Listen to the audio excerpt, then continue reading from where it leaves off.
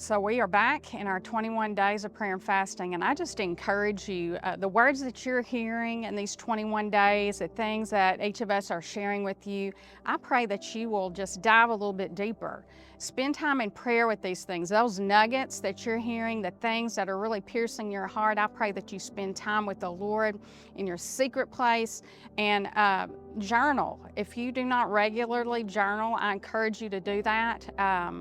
I have kept journals for years, and it's so encouraging for me to go back and reread things that the Lord has shown me and the words that He has told me, just words of encouragement, prophetic words that I have seen come to pass. And I just encourage you to do that. And just, see what God does.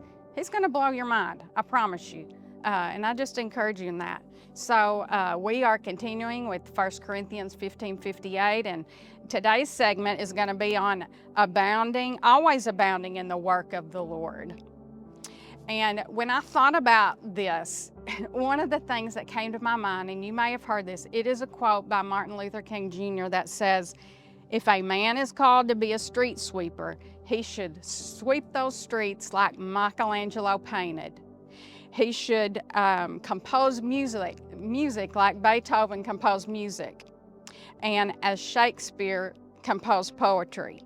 He should sweep streets so well that all the hosts of heaven and earth will pause to say, 'Here lived a great street sweeper who did his job well.'" Now, sometimes a person may think the work they do is not glamorous. Maybe it's not as important as somebody else's work.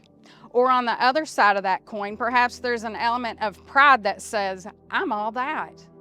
Look what I'm doing. Look how important I am. Look at how much money I'm making. Look at all these accolades I may be receiving from people around me that are puffing me up." Whatever the situation, as a follower of Christ, our work, whatever that looks like, we should be laboring under the direction of the Almighty. Colossians 3:23 tells us, "Whatever you do, work at it with all your being as for the Lord and not as for man." Our work on this earth has eternal significance.